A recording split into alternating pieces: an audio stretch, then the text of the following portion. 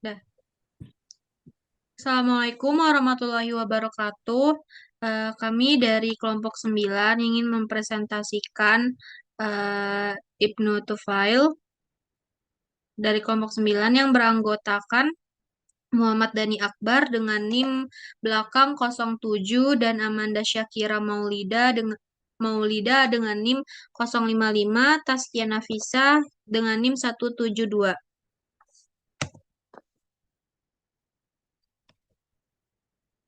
Selanjutnya, pendahuluan saya akan mempresentasikan.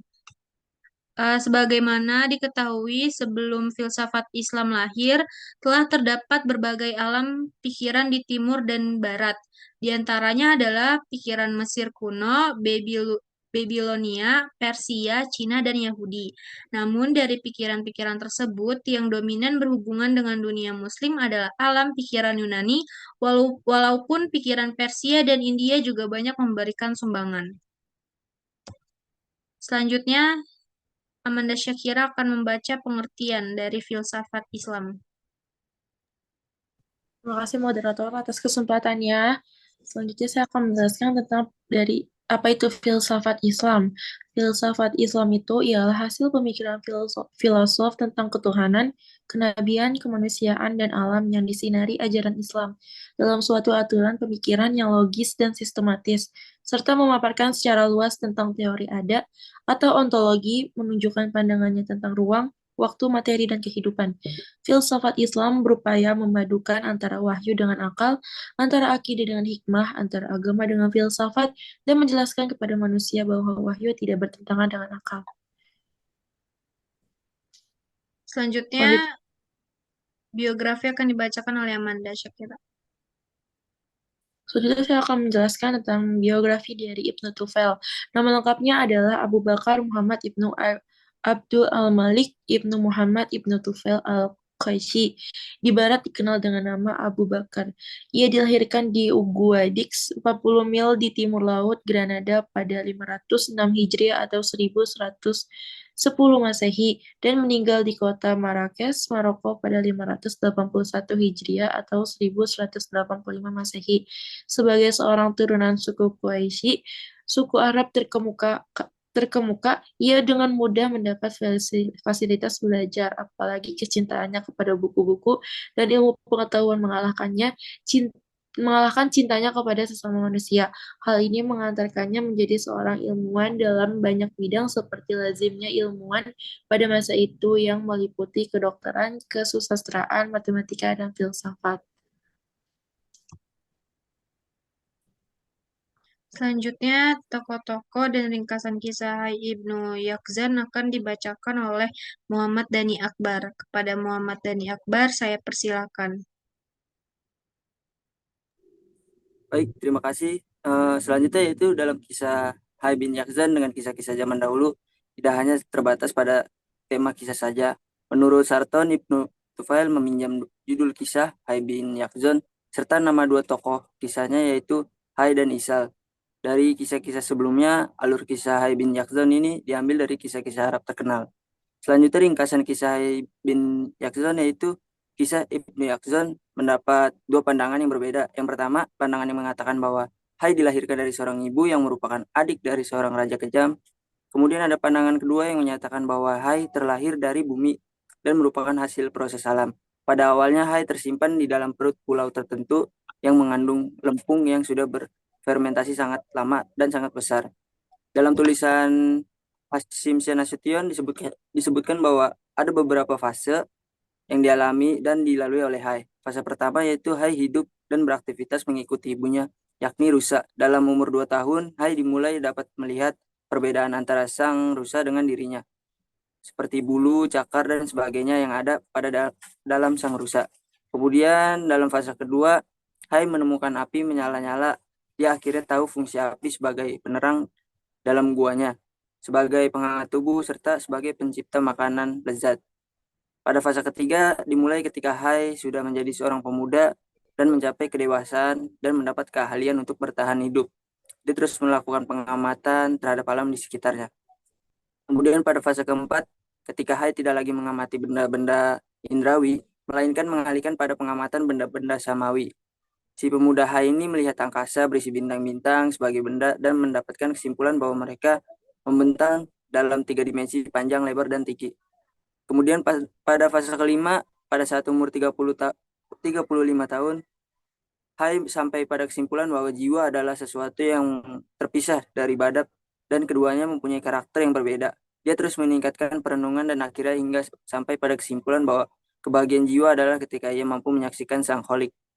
Ia mengetahui jiwa bersifat abadi dan hanya keabadian ini sajalah yang dapat bertemu dengan sang pencipta.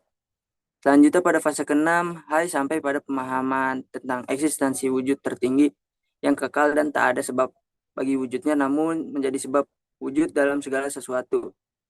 Hai kemudian merenungkan segala panca inderanya yang didapatinya, kemudian selalu mempersepsikan benda-benda yang didapatinya atau materinya. Pada fase ke-7 yaitu saat Hai berusaha untuk menghilangkan esensi dan keakuan dirinya. Hai menghilangkan bayang-bayangan duniawi, kemudian menuju pada sang kholik. Akhirnya, dengan ketajaman dan kegigihannya dalam perenungan, ia mendapatkan suatu kondisi di mana ia merasakan ketiadaan dirinya. Tenggelam dalam fana, Hai mendapatkan makomnya, tenggelam dalam kefanaan yang tiada tara. Kemudian selanjutnya, Hai terus-menerus menjalani hidupnya sehingga ia merasa sangat mudah untuk mencapainya, sehingga ia bisa mencapai makom eksistensi kapanpun yang ia mau dan dapat meninggalkannya sewaktu ia memenuhi kebutuhan fisiknya. Disinilah kesempurnaan pengetahuan sejati didapatnya. Kemudian selanjutnya saya kembalikan kepada moderator.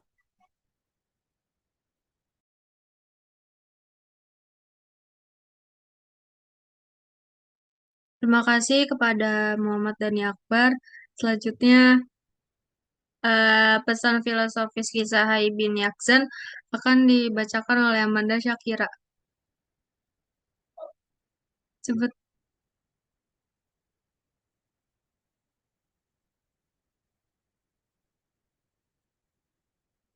kepada Amanda Shakira.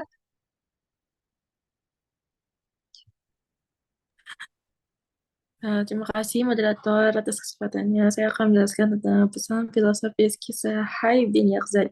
Dengan begitu, Ibnu menjelaskan keharmonisan akal dan wahyu. Hai dalam kisah ini melambangkan akal yang dapat berkomunikasi dengan alam materi dan absal, melambangkan wahyu yang membawa hakikat, hakikat yang ditemui filsafat sejalan dengan hakikat yang dibawa wahyu. Dengan begitu penting pemahaman antara keduanya, filsafat merupakan suatu pemahaman akal secara murni atas kebenaran dalam konsep-konsep dan imajinasi yang sesungguhnya, serta tak dapat dijangkau oleh cara-cara pengungkapan konvensional. Agama melukiskan dunia atas dengan lambang-lambang eksoteris. Dia penuh dengan perbandingan, persamaan, dan gagasan-gagasan antropomorfis, sehingga akan lebih mudah dipahami oleh orang lain, mengisi jiwa dengan hasrat, dan menarik mereka kepada kebajikan dan moralitas. Saya kembalikan ke moderator. Terima kasih kepada Amanda Shakira. Selanjutnya, saya akan membacakan kesimpulan. Filsafat Islam itu ialah hasil pemikiran filosof tentang ketuhanan, kenabian, kemanusiaan, dan alam yang disinari ajaran Islam dalam suatu aturan pemikiran yang logis dan sistematis, serta